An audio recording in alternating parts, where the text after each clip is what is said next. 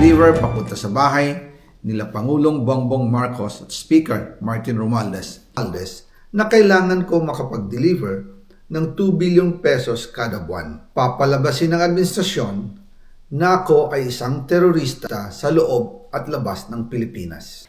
Ilan lamang yan sa mga revelasyon ng dating mambabatas na si Saldico sa iba't ibang maanumalyang flood control projects sa bansa.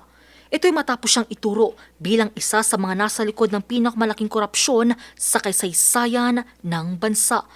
Pero matapos ang ilang buwang pagtatago, nadakip siya sa Czech Republic dahil sa kawalan ng tamang dokumento at nasa kustodiya na siya ng Czech authorities. Sinasagawa natin ang lahat ng mga kinakailangang hakbang para sa kanyang pagbalik dito sa Pilipinas. Makikipag-ugnayan ng Department of Foreign Affairs at Department of Justice para maiuwi sa bansa ang mambabatas ng naaayon sa batas. Magpapadala rin ng high-level coordination team upang tutukan ito. Ang ganitong mga proseso ay may sinusunod na mga legal na hakbang sa pagitan ng mga bansa. Ikinatuwa naman ito ni dating ICI Special Advisor at Baguio City Mayor Benjamin Magalong.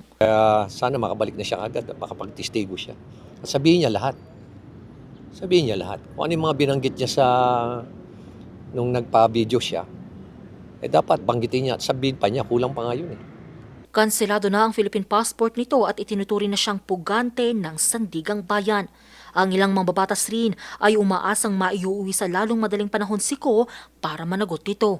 Kung kanyang pag-uwi ay magbibigay sa kanya po ng pagkakataon na makapagbigay ng dagdag na impormasyon sa mga usapin po relating to flood control corruption sa iba't ibang bahagi ng bansa. Matagalan natin gustong makauwi si Congressman Zaldi dahil mabibigat yung mga akusasyon niya. And I think no average-minded Filipino would ever take him seriously. Isa si Ko sa mga pinaaresto ng Sandigang Bayan dahil sa kasong malveration at graft sa manumalang 289 million pesos na flood control project sa Oriental Mindoro. At nitong Pebrero, idiniklara ng Sandigang Bayan na fugitive from justice si Ko.